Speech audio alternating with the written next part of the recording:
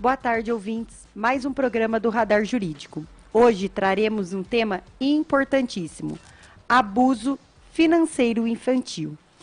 E para comentar sobre o tema, teremos doutora Paloma Yumi. A doutora Paloma também estará na Semana Jurídica. Lembrando que nós estamos na Semana Jurídica, lá no Paço Municipal, das 19 às 21 horas. Quem quiser comparecer é aberto ao público. A doutora Paloma Yumi, vou trazer um pouco da qualificação dela aqui, especialista pela Escola Dialética de Direito de Administração, especialista em planejamento patrimonial e societário pela FGV, Grain Store College, Business Corporation do Canadá, pós-graduada pela FGV em Direito Societário e graduada em Direito pela Universidade Presbiteriana Mackenzie. Boa tarde a todos, depois dessa leitura desse currículo internacional da doutora Paloma Yumi. Obrigada. Estamos aqui ao vivo no YouTube, no aplicativo da Rádio Mundial FM Web, no Facebook. Bom, quem tiver dúvida sobre o assunto, hoje a gente vai tratar sobre abuso financeiro infantil. A doutora Paloma vai trazer esse assunto aqui, todas as novidades, aquilo que é mais recorrente sobre o tema. Quem tiver dúvida com relação a isso, pode nos mandar mensagem diretamente no WhatsApp, no número 19997939785. Tá aí sentado no sofá, tá com preguiça de pegar o celular e mandar mensagem, pode mandar no chat do YouTube também, que o Betinho lê ao vivo aqui pra gente e a gente tira essa dúvida na hora. Bom, doutora Paloma, prazer em recebê-la aqui. Tudo bem? Tudo certo? Tudo certinho. Prazer, obrigada pelo convite, obrigada, Vitor, obrigada, Tassi.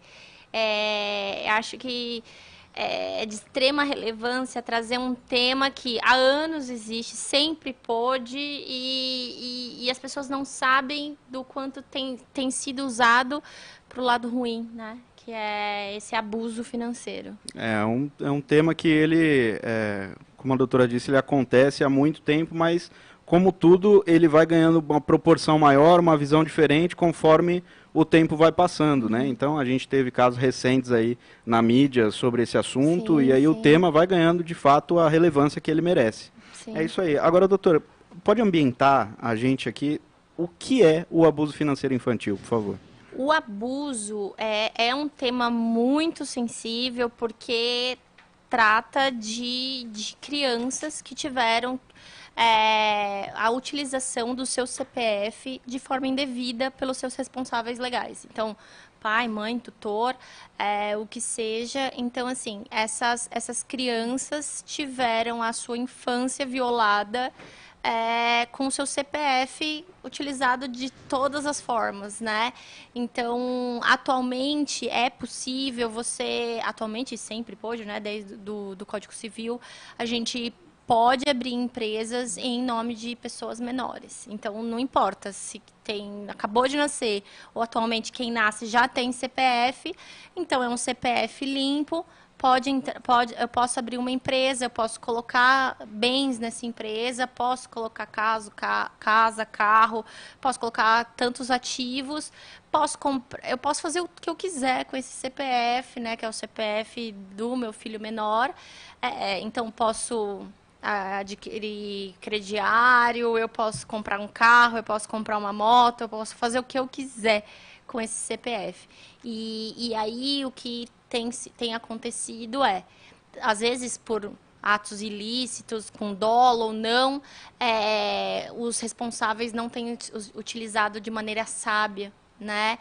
E às vezes acontece, né? Como o risco inerente de um negócio, de você abrir uma empresa e colocar no nome do seu filho e acabar que essa empresa não dá certo. E aí? Sim. E o que pode trazer de maior implicação para a pessoa para o filho, né, que teve o CPF usado?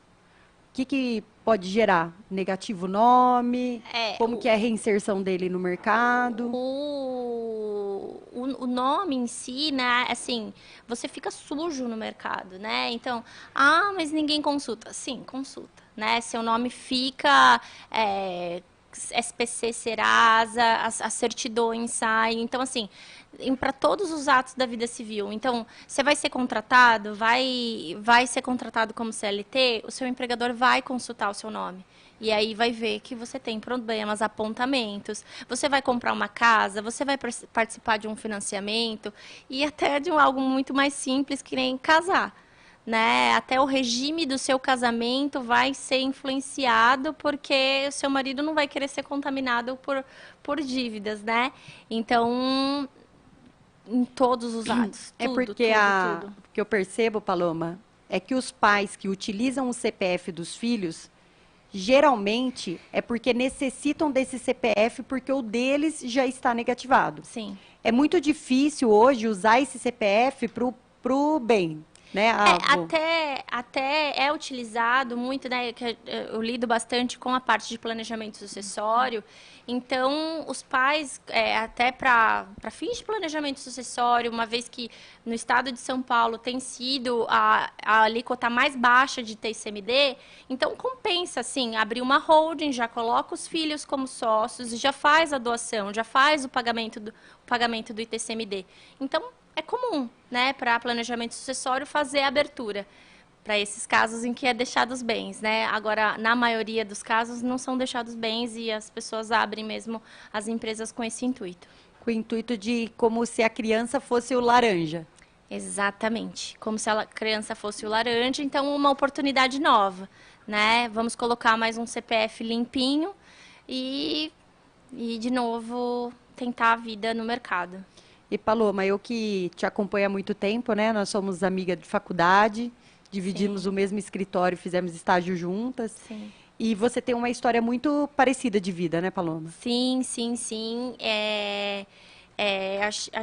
Acho que é um tema extremamente relevante, até contando um histórico, por que a gente decidiu falar desse tema dessa semana. Semana passada, saiu no Fantástico uma reportagem sobre crianças que tiveram dívidas no seu CPF, né, desde pequena. E eu falei, se a gente precisa falar disso. E aí foi interessante porque encontrei outras pessoas que tiveram o mesmo problema. E aí eu vou contar o que aconteceu, né? Eu venho de uma família de empresários, minha mãe. E se eu me emocionar um pouquinho, né? Que vocês sabem que é um tema sensível, né? Tanto para mim quanto as pessoas que passaram por isso. Então, assim, a minha família é uma família de empresários que sempre tiveram empresa. E é isso. A empresa pode dar certo, como pode dar errado. E na época, né? Há 15 anos atrás, ainda a legislação não havia mudado, não existia a possibilidade de abertura de EIRELI, que é um tipo jurídico que existia, não existe mais também. Então, as sociedades limitadas, elas só poderiam ser compostas por 2 sócios. Então, sempre precisava de mais um CPF para configurar na sociedade. Então, com isso, meus pais já tinham usado o CPF deles, não tinha mais... negativado. Já estavam negativados em todas as instâncias. E eles precisavam colocar comida em casa. Também tem que entender o lado... Acho que cada família tem o seu lado, mas assim, eles também precisavam continuar o modelo de negócio que eles tinham em mente. Então, eles resolveram me emancipar, né? Então, eu já estava com 16 anos, fui emancipada com o único intuito de abrir uma empresa no meu nome. Então, eles abriram uma empresa com uma outra pessoa. Então, foi aberta uma empresa. E aí, quando eu tinha 18 anos, a empresa já tinha encerrado as atividades e estava eu, ao início da vida civil, eu já estava com 6 milhões de reais em dívidas no meu CPF. E assim, falar disso é muito complexo. Nesse grupo de amizade que a gente fez, dessas pessoas que passaram pelo mesmo que eu passei, é muito complexo, porque são seus pais. Você imagina que... Não é um golpista. Não é um golpista, você não pegou sofreu... o seu CPF e usou. Quando é os pais, porque o processo para livrar isso tem que ser contra os pais, né? Exatamente. Então, Quem é o malvado dessa história? Seu pai e sua mãe também tiveram os motivos dele de abrir essa empresa, era para colocar comida na mesa, exatamente isso. Mas também olhando para o nosso lado, se seu pai e sua mãe, com você com 16 anos ou com 18, o que seja, se seu pai e sua mãe pedem para você assinar um documento, você vai assinar. Né? Então, assim, você assina os documentos e você confia no seu pai e sua mãe. Você não vai ler ou o que a gente pode fazer para evitar que isso não aconteça. Você tem 16 anos, né? É muito complexo isso. Nem sabe as implicações jurídicas disso e como que isso vai soar no futuro, né? Exatamente. Então, foram assim, né? Então, 18 anos. Então, comecei a minha vida devendo. Então, antigamente, por exemplo, eu lembro da época do Nextel. E eu lembro de ter me cadastrado para ter uma linha Nextel, um número Nextel, e eu não fui aceita. Não pude ter uma linha de telefone na época. Não pude ter uma linha de telefone, eu não pude ter absolutamente nada no meu nome. Então, carro, casa, a vida inteira. Então, assim, e se eu quisesse começar um negócio, se eu quisesse ser sócia de outra pessoa, quem ia querer uma sócia que tem já dívidas, várias dívidas no nome?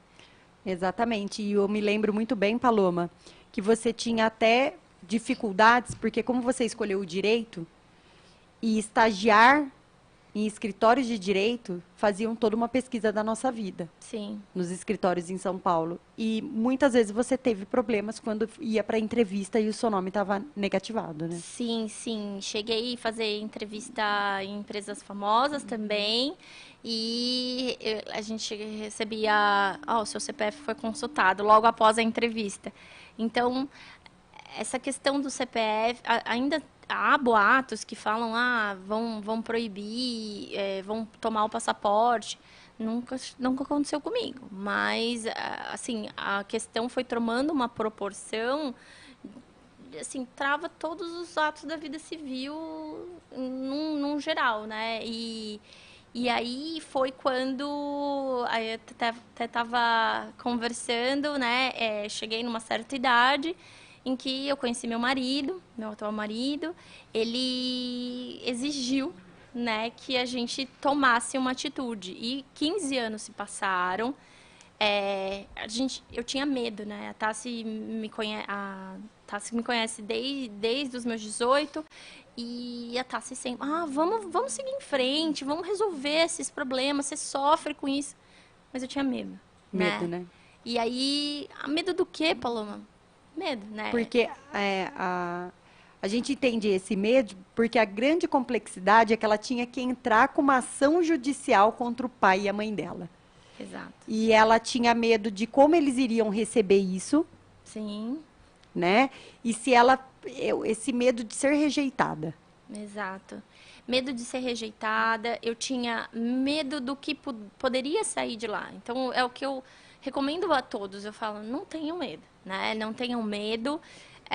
Eu tinha vários fatores dos motivos pela qual eu achava que não ia dar certo, né? E conversando com vários advogados, mesmo sendo comum isso no Brasil de colocar o filho como sócio, eu tinha medo. Um dos grandes medos primeiro era a prescrição, porque eu já tinha passado 15 anos, né? A Tassi pode falar mais desse ponto da prescrição.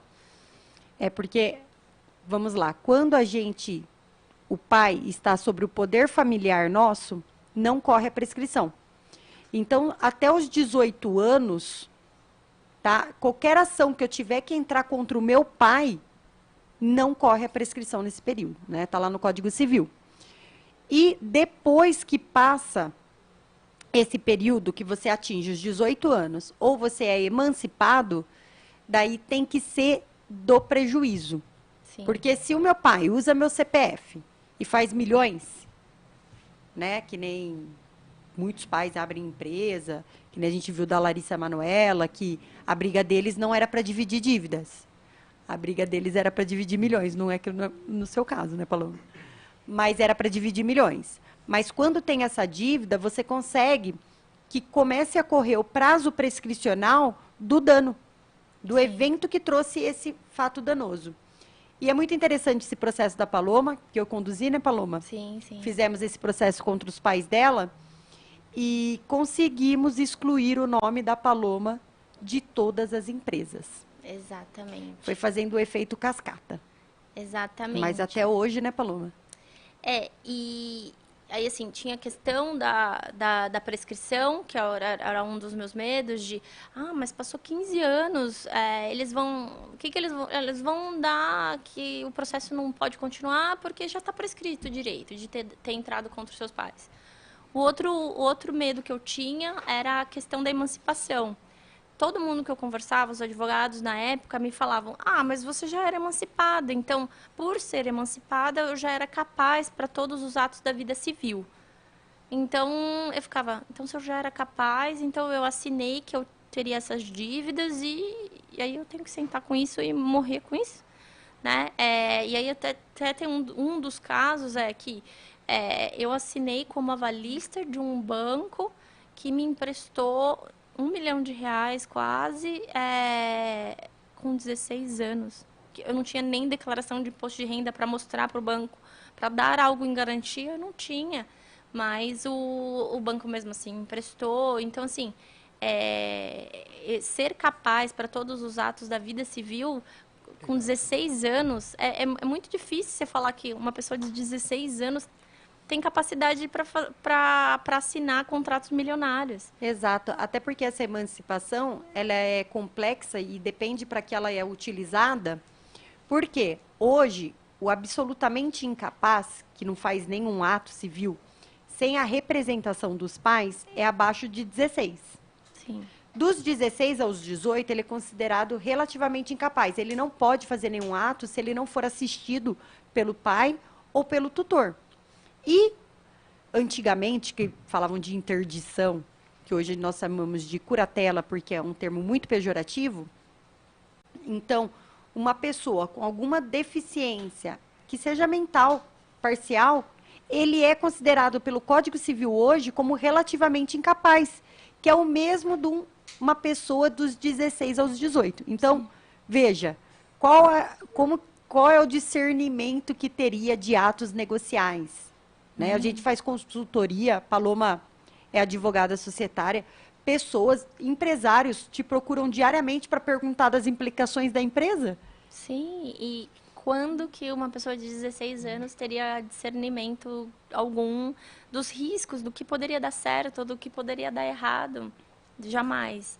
E o outro ponto que me causava muito medo era a intervenção do Ministério Público, de talvez causar algum dano para os meus pais, tirar a guarda, será? Não guarda, que já não tinha mais, mas assim, alguma responsabilização criminal, talvez? Algo nesse sentido. Exatamente, eu tinha, assim, que, gente, mesmo sendo advogada societária, eu não entendo muito da parte contenciosa. Sim. Então, eu tinha muito medo dessa questão de criminal, de eles responderem. Até quando nós ingressamos com a ação, um dos primeiros intimados foi o Ministério Público, que respondeu, não, ela não entendo que não houve uma falha do poder familiar ali, que ele achava que não precisava depois eles intervirem. Mas eu tinha medo. Sim. Eu tinha todos eles eram meus medos. Até porque eu estou tomando conhecimento da história agora, mas pelo que deu para entender, não houve um rompimento entre você e o seu pai, porque você entendeu que foi uma ação que eles tomaram, talvez, por desconhecimento. Né? E aí gerou toda essa complicação. Foi um caso, no início você estava falando aqui sobre o dolo e a culpa. Né? As pessoas praticam esses atos por uma dessas razões. A culpa, na maioria das vezes, eu acredito que seja, inclusive, por esse motivo, a necessidade de permanecer trabalhando, de colocar a comida na mesa, como você disse, e aí, pelo desconhecimento, acabou que gerou essa complicação gigantesca que teve que resolver judicialmente. Então, esses medos todos que você sentia na época, eu acho que todos eles são, de fato, relevantes, porque não teve uma briga, não Não, foi um ato que aconteceu ali entre vocês e você tinha medo que isso prejudicasse talvez a sua relação com eles ou até mesmo a Também. vida deles em outro lado, né? Também. Então é totalmente justificável Eu tinha esse muito receio, né? nós, assim, a nossa relação, lógico, ficou estremecida depois de tudo isso que aconteceu, mas, assim, eles tentaram, da forma deles, arrumar. Mas, assim, quando chegou num patamar que era muito dinheiro, era inviável fazer o pagamento. Eu pensava, o que eu vou fazer agora? É certo eu pagar? É certo eu pagar uma dívida que eu não fiz? Que não fez, Voltar atrás não ia dar. Eu tentei muitas, pensei, já chorei muito, porque era uma questão muito também emocional, claro. né? Poxa, olha o que a minha mãe fez, Sim. né? A vilã da história é minha mãe e meu pai. Né? É muito complexo isso. Não, com certeza é um sentimento até difícil de entender, né? Como é que a gente processa de amor e isso. ódio ali. E a Tá, se quiser ir falando também, como é que foi esse processo, né? Como que dá entrada, como é que funciona isso? Eu acho que em todos os casos é necessário o pessoal tomar conhecimento disso, porque vai ser necessário um advogado estar te orientando com relação ao assunto, e para você já saber desde já qual é o passo a passo, né? Você se viu numa situação parecida com a da doutora Paloma, como é que faz para dar início nesse processo? A grande questão é que o juiz, o que dificulta essa questão, né, Paloma? Até porque a Paloma estava emancipada no caso dela, então era como se para a sociedade ela fosse altamente capaz, tá? Mas a grande dificuldade era provar para o juiz como que foi, porque a gente não conseguia provar a coação. Porque coação, a gente pode ser uma coação, até uma coação moral poderia ser sutilmente, né? Porque era o poder dos pais sobre a filha. Tem uma relação de autoridade, né? Com certeza, né? Mas ainda provar coação é uma coisa muito complexa, gente, porque se você não fizer isso, vai acontecer isso. É muito difícil uma coação moral. Coação física não teve. Ela não apanhava para fazer isso. Não. Na verdade, ela tinha o desconhecimento.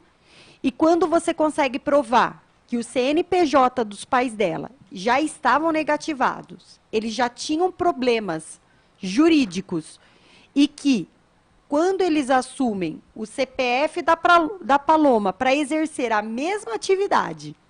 Tanto é que todas as outras, eles já tinham coisa de 4 empresas, 4 CNPJs anteriores.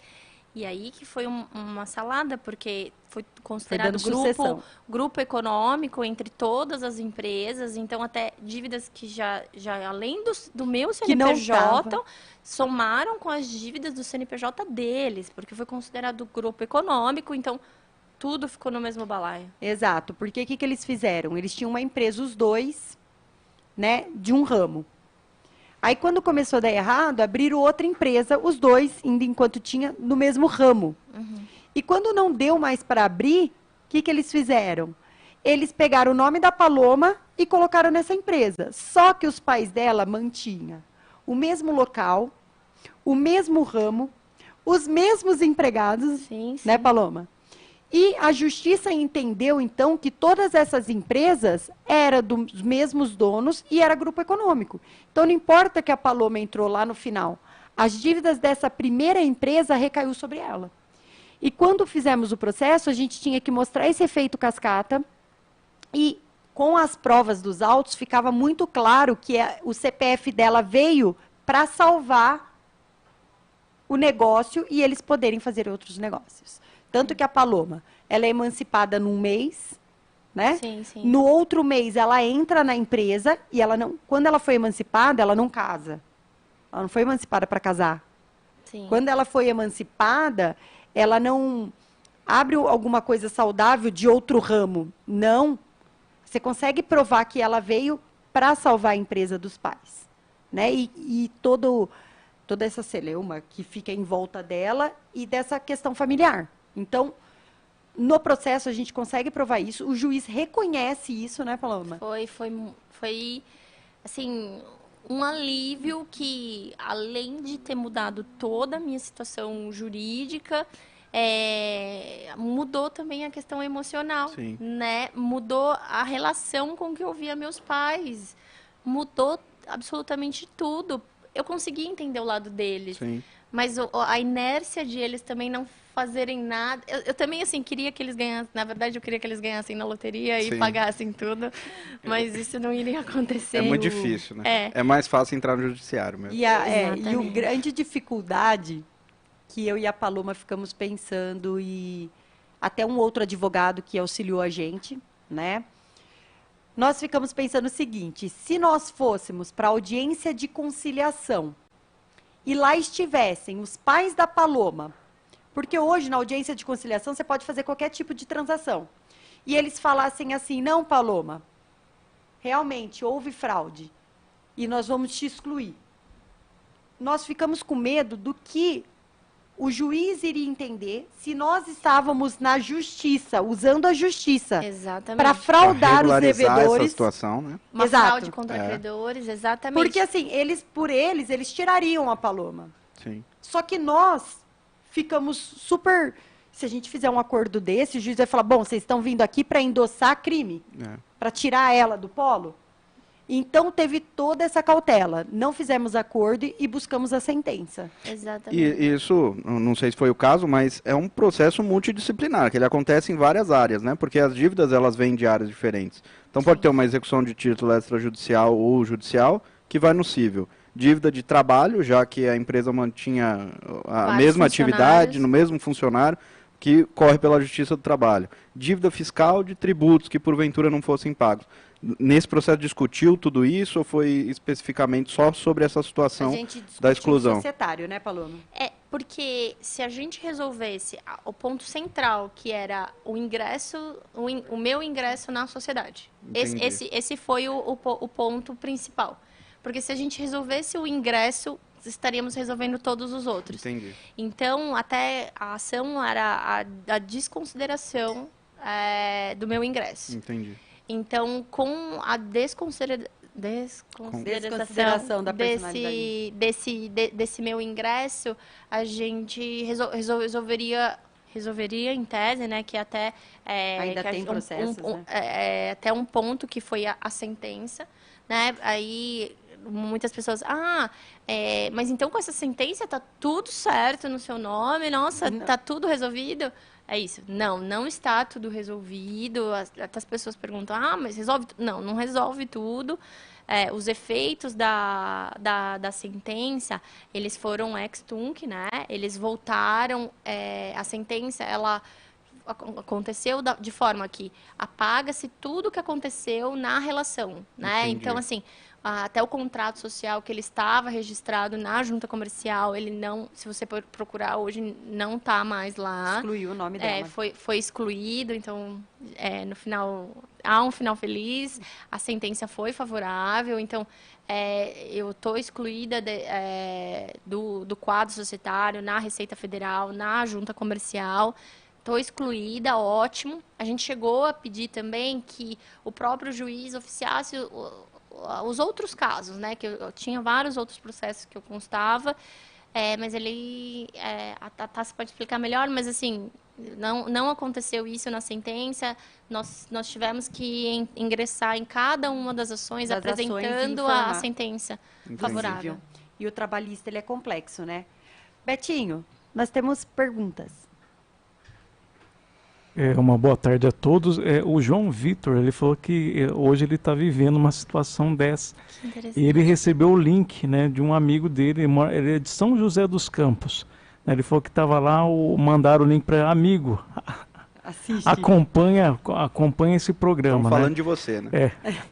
Você sabe que quando passou no Fantástico, a chamada de domingo, Betinho, porque foi esse tema no Fantástico no domingo.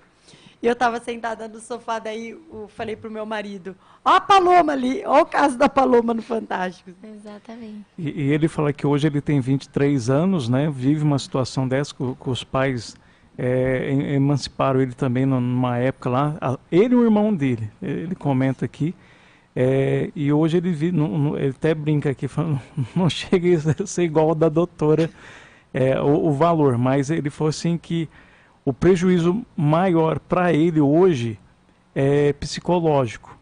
Sim. Então ele até comentou assim, ele comenta que não entrou em ação, então com alguma ação ainda, né, contra os pais, né? Ele falou que contra os pais, a família. Falou que tem tio que é societário, é um balaio, né? E desse detalhe, como ele pode fazer para entrar com uma ação, se realmente... Ele fala que faz acompanhamento psicológico e deu uma instabilidade muito grande na vida dele, porque ele estava casado, assim, recentemente, então veio todo um turbilhão que ele fala aqui na vida dele, né? Hoje vive ele e o irmão dele essa situação, né? Não cito o valor aqui, mas ele está vendo essa questão e pede, né, alguma orientação, né, sobre essa questão desse assunto de hoje. Acho que o primeiro passo, e aí depois acredito que a Tassiane pode complementar, mas o primeiro passo, esse para ontem, até no grupo que nos reunimos com pessoas que sofreram do mesmo problema, muitas pessoas foram orientadas por contadores ou por outros advogados que, para fazer a alteração de contrato social, para retirada desse sócio, precisa da assinatura de todos os sócios. Não precisa, tá, galera? Tem disposição 1029 do Código Civil, existe disposição expressa que ninguém é obrigado a ficar sócio de ninguém.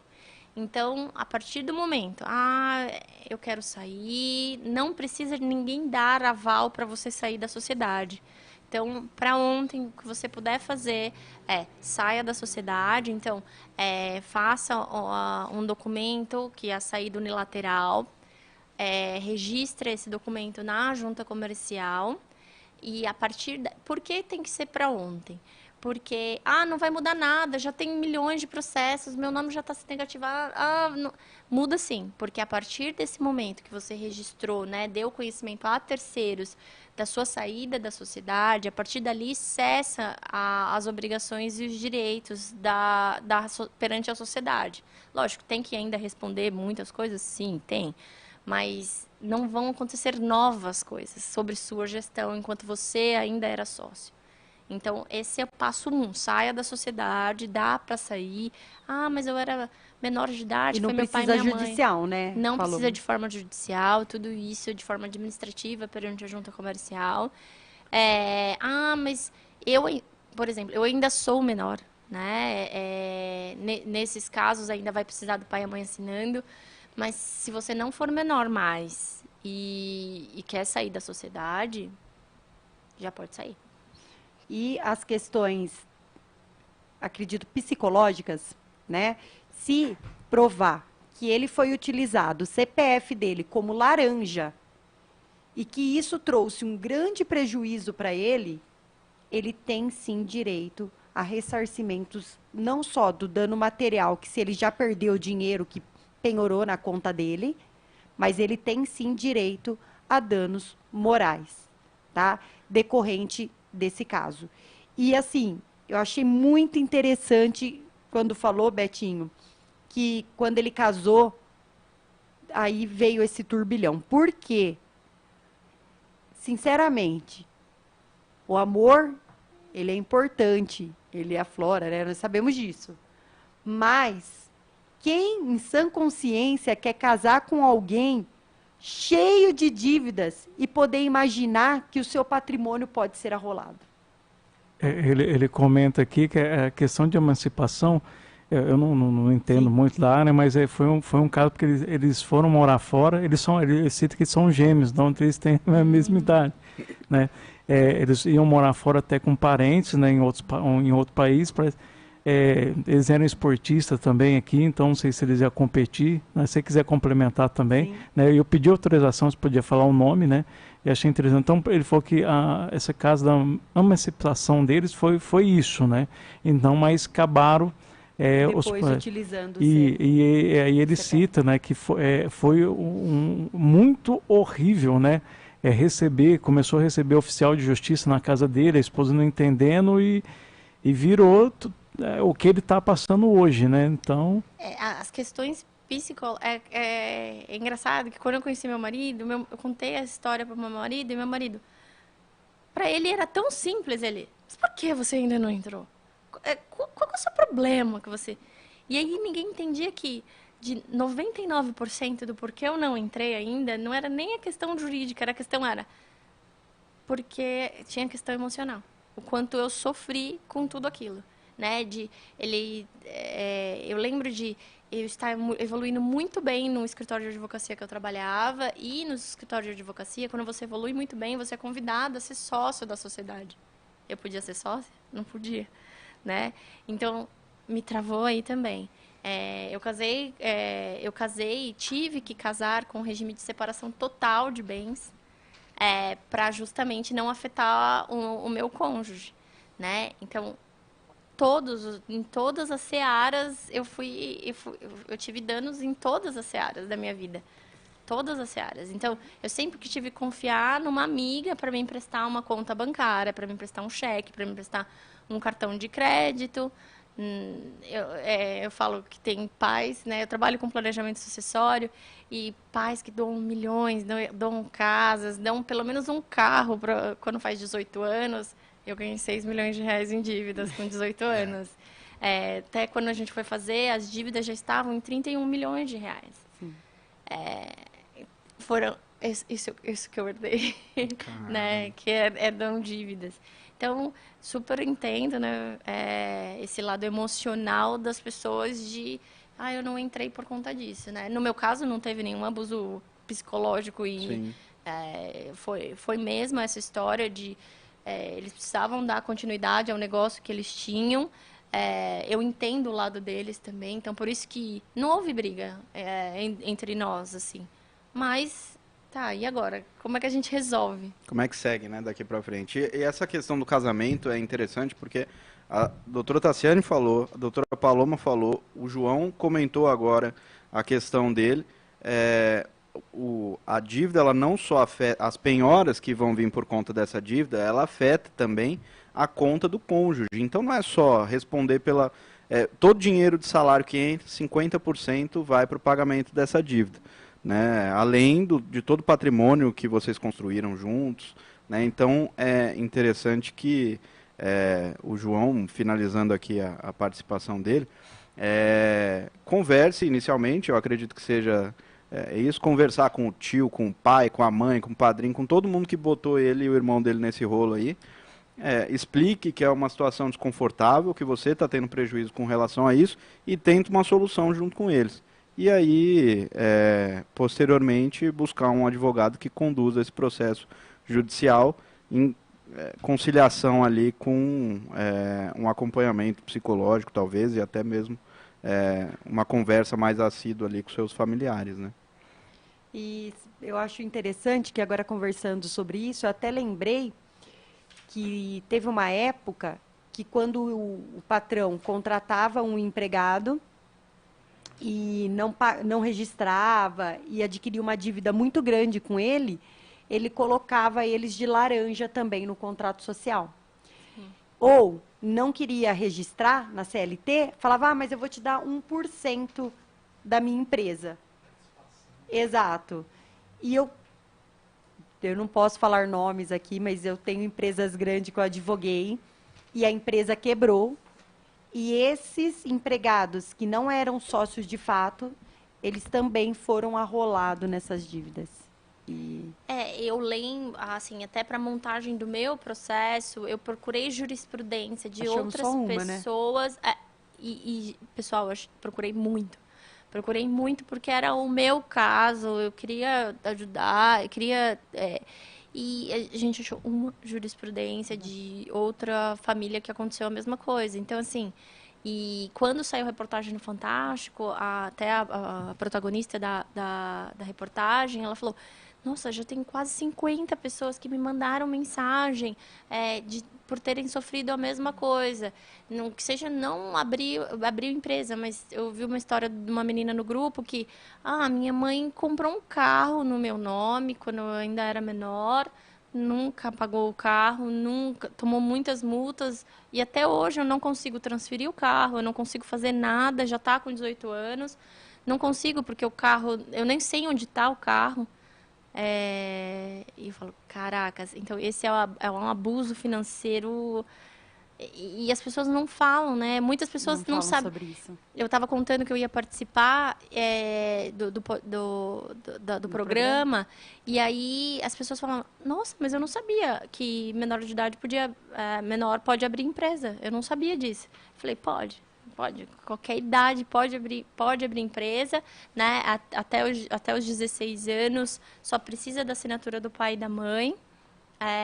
Teve até um dos casos de uma das pessoas do grupo que falou que, no meu caso, só um dos meus pais assinaram. Aí foi erro da junta comercial de ter registrado dessa forma, mas pode abrir empresa com qualquer idade e pode fazer empréstimo, tudo. Para vocês aqui é interessante, tem algumas perguntas aqui. A Renata Galvão, ela comenta, né? Quais são essas regras, então, para essa questão de emancipar, né? Se o pessoal ficar atento, às vezes, um responsável pela criança, né? Pelo adolescente, porque é um adolescente, né? Ou o familiar em si ali, que está ao redor também. E qual seria o motivo legal para isso? Porque ela fala que veja tantos jovens aí emancipados, né? Só para os pais, né? Ou responsáveis abrirem um CNPJ e não sabe o que vai ocorrer depois, né? A grande dificuldade que eu vejo é que a idade, quando a gente mexe com isso, né? 16 anos, por exemplo, para emancipar só pode ser acima dos 16, dos 16 aos 18. Então, emancipa por casamento, então, emancipa para casar. Emancipa por exercício em cargo público efetivo, não adianta nomeação, mas hoje é muito difícil porque os editais não permitem. Mas se acontecer, colação de grau em curso superior, não sei se alguém conseguiria se formar com 17 anos, 16, 17. Exato. Num curso superior, né? Então, ou se a pessoa, ela tem uma empresa que gera rendas e que essas rendas sejam revertidas a ela e ela tem o autossustento, ela também conseguiria ser emancipada. Mas, a partir do momento que o pai dá uma emancipação para o filho, sem ser para casar, sem ser para a empresa, é permitido, sim, a partir dos 16 anos. E assim que nem a Paloma falou, a partir daquele momento, aquele CPF fica livre para atos negociais da vida civil. Lembrando, gente, atos negociais da vida civil, mas tem restrições legais. Por exemplo, se eu sou emancipado, eu vou tirar uma carteira de motorista com 16 anos, vou sair dirigindo? Não, porque a legislação fala com 18 anos e não pessoa com capacidade civil. Tá? Uma coisa é diferente da outra. A emancipação, ela não é ruim, né? Não era para ser, né? Ela não é. Ela pode ser usada de uma maneira ruim, né? Mas ela não é, pela sua natureza, ruim, até porque ela serve, inclusive, para ajudar a pessoa que está sendo emancipada. Será que não é tão ruim? No meu ponto de vista, não. Vitor, para casar, para trabalhar... os objetivos não são os mais divertidos, né? Mas não, tô brincando. A finalidade dela é de fato ajudar, né? Que ela, certeza. Quando mal usada, ela gera um prejuízo muito grande, né? Sim. Tem mais pergunta, Betinho? Tem apontamentos aqui, né? A Sabrisa, né? Ela fala que, boa tarde, infelizmente, nem todos os pais fizeram isso para colocar o pão na mesa, né? Ela cita o caso dela aqui, que foi realizado para comprar, fala que a genitora, né, fez para comprar um veículo, né? Olá, Porque não olá. queria andar de ônibus, não queria andar a pé. Então esse foi o caso dela. E o pessoal que está mandando aqui, né? É um ótimo tema, né? Fernando, Caio, a Renata Galvão, que a gente já falamos aqui, e outras pessoas que estão mandando aqui no WhatsApp, né? Ó, acabou de chegar André Felipe. Sou outro caso Olha. da matéria lá no Fantástico. Meu caso foi aos 15 anos, menor incapaz, e Nossa, absolutamente incapaz. só o meu pai assinou. Mesmo assim, até hoje tenho muitas penhoras no meu nome, vivendo margem, mas vai melhorar, ele fala aqui. Tem que dar o passo inicial, né? Vivemos à margem, mas ele fala que espera melhorar, né? É a crença da vida, né? A esperança é que tudo melhore. É que eu penso, né? Que nem a Paloma e os outros casos. Como eles são crianças, às vezes adolescente, e os pais não pagam essa dívida, ela fica impagável. Se é uma dívida pequena, ele faz um planejamento e quita isso e vida que segue. Mas quando chega num patamar que nem chegou no da Paloma, e não é difícil hoje você pegar um empréstimo aí de 50 mil e virar 500 mil. Não é. Sim. Não é difícil.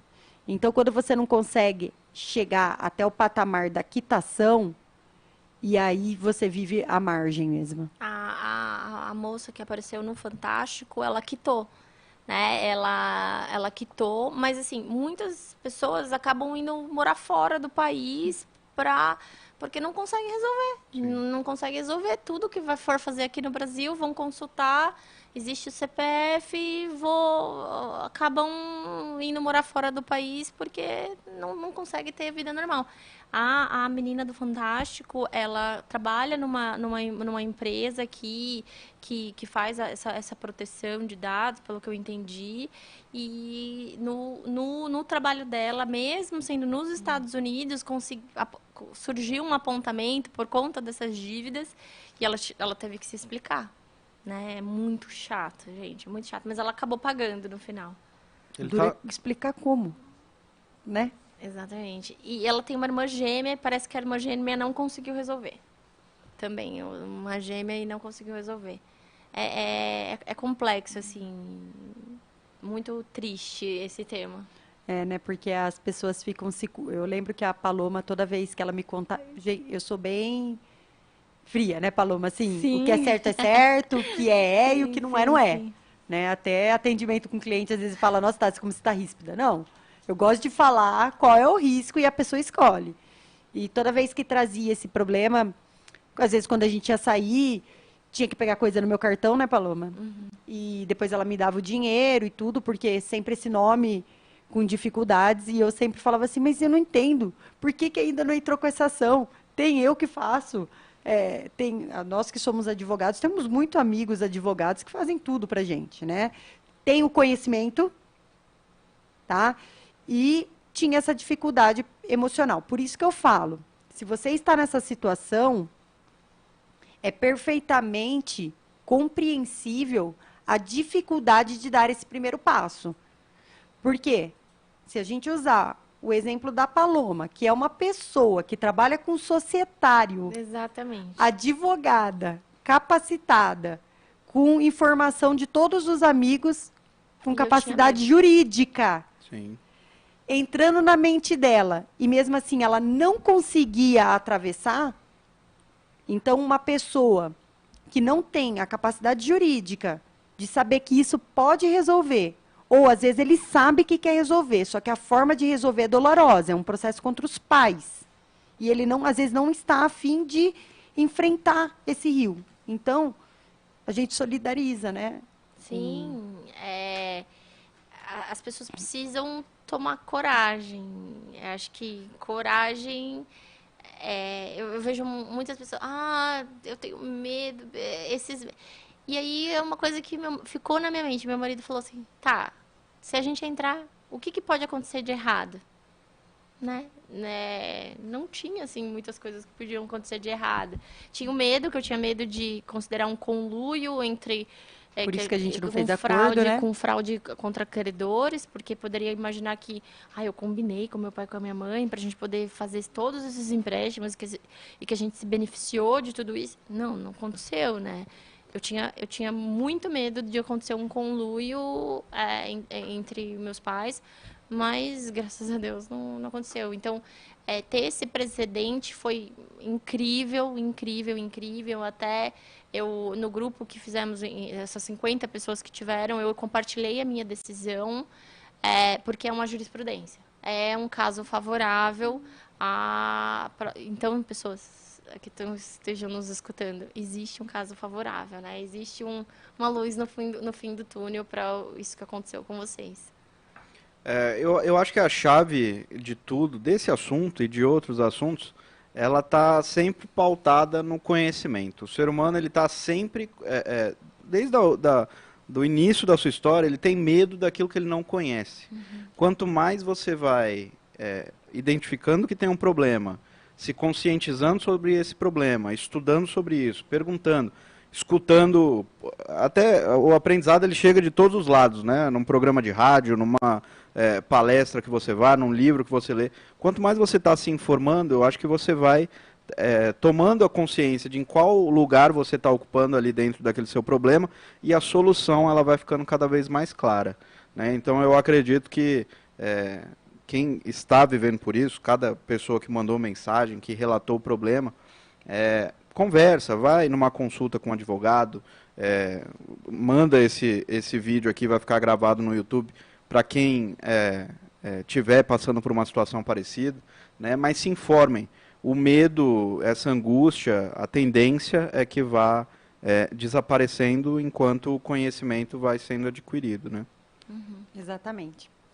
É porque isso, gente, tem muitas questões. Questões... Quando mexe com o afetivo, não é só direito, tá? Eu que trabalho muito com direito de família, sei que não adianta, né? Você tentar aplicar a matemática e o racional. Então, vai depender de cada um, como cada um quer resolver isso, e se o deixar para lá, é menos prejudicial do que enfrentar essa vida inteira aí. Mas eu acho sempre muito interessante que a pessoa, ela é assim, quando ela está segurando, quando a Paloma estava segurando esse problema para ela, e ela enfrentando nos escritórios, que às vezes ela falava, Tassi, fui fazer entrevista, vão puxar meu CPF, e agora? Ela falava, porque para mim era muito fora da minha realidade. Eu falava, mas meu Deus do céu, você é ótima. Não, e pior, o escritório que nós trabalhávamos, eu trabalhava no trabalhista, mas a Paloma trabalhava no tributário. Sim. Então, e ela sempre para o tributário, para o empresarial, parece que ela buscava essa área que trouxe o prejuízo para ela. E ainda deu muita sorte nos processos do INSS de ser só a mãe dela. Né, Paloma? Sim. Porque na empresa também, gente, eu não sei se vocês sabem, aquele empregador que desconta do empregado o FGTS e os encargos do INSS não repassa para o INSS, ele responde um crime e, por desobediência, pode até prender. Né? Então, graças a Deus, ela não ficou nessa seara, ela ficou na trabalhista mesmo e nas questões cíveis. E além do recolhimento sem o repasse, ainda gera problema na Receita Federal para o empregado. Porque dificuldade de declaração de imposto de renda, a Receita Federal vai apontar, Inconsistência. né, vai dar inconsistência. Tivemos uma mensagem hoje no escritório sobre isso, né? Eu de um não cheguei a ver, teve? Teve. Eu estou relatando porque eu conheço pessoas que já aconteceram, inclusive foi meu pai, aconteceu com ele essa situação de, por não recolher o FGTS, ele ter dificuldade na declaração do imposto de renda e não conseguir restituir no mesmo ano o imposto que tinha para restituir, né? Então é um prejuízo gigantesco que dá, né? Bom, então agora estamos caminhando para o final, o papo está muito bom. Quem quiser depois comparecer, o pessoal aqui de Pirassununga, na palestra que vai ter lá na Semana Jurídica, hoje com a Paloma, não é esse tema, é um outro tema. Um pouco mais leve, né, Paloma? Ai, ainda bem. Porque quando a gente fala de empresa, é um pouco mais leve. E eu convido todos a estarem lá com a gente, aberto à população, não tem nenhum custo, tá? É a Semana Jurídica da Anhanguera e começa às 7 horas no Paço Municipal. Mas, para a gente finalizar esse programa, Paloma, o que você falaria, não precisa nem ser jurídico, mas que conselho você daria para essas pessoas que estão passando isso que você passou, de os pais utilizaram o CPF delas, né, um abuso financeiro, e hoje elas estão nessa questão que elas têm medo até de ser registrada. Sim. Porque se elas forem registradas, vão penhorar o salário delas. Sim, sim, sim. Né? Sim. Elas que estão vivendo, como disse o nosso ouvinte, à margem. Qual seria, assim, um conselho que você daria para elas, chave? Tomem coragem. Acho que o não vocês já têm. Estarem à margem, vocês já estão, né? Vocês já estão. Pior do que estar, não dá para ficar. Não. Então, sim, procurem ajuda jurídica, vão atrás disso, não deixem para depois. Ah, mas meu tio vai parar de falar comigo. Paciência do seu tio, porque é o seu que está na reta. Então, assim, também tinha uma questão muito forte de se vitimizar, né? Eu me vitimizava muito, muito de... eu sou uma vítima, eu sou coitadinha. Sim, fui. Mas o que eu vou fazer hoje para mudar? Então, assuma a autorresponsabilidade da sua própria vida. Então, eu tenho que correr atrás das minhas decisões. Então, vai atrás. Tome coragem. Muito obrigada. É isso aí. Só reforçar, então, hoje na Prefeitura, a doutora Paloma vai dar uma palestra sobre, o tema sobre estruturação societária. Olha lá. Né? Melhores tipos jurídicos para você escolher para a abertura da tua empresa. Então, quem é da Pirassununga e região, né? Tão pertinho aqui, Porto Ferreira, quem está escutando a gente aí de outras cidades, na Prefeitura Municipal de Pirassununga hoje, a doutora Paloma, na sequência aí da sua agenda aqui em Pirassununga hoje, sim. vai dar uma palestra sobre estrutura societária. Tassi, mais alguma coisa para pontuar? Vamos, hoje não trouxemos brindes, mas semana que vem teremos brindes durante o programa. E, Betinho, tem mais perguntas? Não, só os apontamentos, pessoal agradecendo e tá tendo com a Paloma como uma inspiração aí, né? Para estar aí, né? O pessoal tá até pegando o seu caso aí para poder ter coragem mesmo e ir em frente. Achei legal aqui várias pessoas aqui comentando isso. O André Felipe fazendo bastante apontamento sobre essa questão, né, que está servindo bem para ele, né? Então, é interessante. Então, compartilhe o vídeo. Compartilha. Né? Ele fica gravado, então você pegou o vídeo, compartilhe que você vai tirar bastante dúvidas aí. Então, o pessoal indo hoje lá no Paço Municipal, mais uma vez, né? Semana Jurídica. Você que também pode ir lá, se a pessoa também pega ali umas horas complementares também, já ajuda. Pega.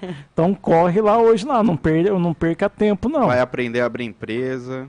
Exatamente. Para trabalhar. Doutor, tem uma rede social que o pessoal consiga te achar? Quer passar ao vivo aqui para o pessoal? Se alguém precisar também da decisão, pode entrar em contato comigo. Fico feliz em compartilhar, porque foi uma decisão favorável, deu certo, galera. A minha rede social é @PalomaYumi, Y de YouTube, U de uva, M de Maria, I de igreja, .adv, tá? De advogada, tá? Então, palomayumi.adv, meu Instagram. Tá certo, perfeito. Então, vamos encerrar então. Obrigado por todo mundo que acompanhou a gente pelo aplicativo, que nos mandou as perguntas, tanto no WhatsApp quanto no YouTube. Estamos finalizando então aqui mais um programa e a gente conta com a audiência de vocês de novo na terça-feira. Semana que vem já tem o convidado já? Estamos ainda sondando então, ainda. Se tivesse Só já... falando também para vocês não esquecerem de seguir a gente no @podital_radar jurídico, porque lá nós colocamos os cortes mais legais, assim, do programa. Então, quem quiser, às vezes, fica com preguiça de assistir o programa, que é 1 hora, né, Betinho? pode ir lá dar uma olhada nos nossos cortes. Só seguir a gente no Instagram, nas nossas redes sociais, tá bom? É isso aí, obrigado a todos pela audiência e até a próxima semana. Uma boa tarde. Tchau, tchau. Boa tarde.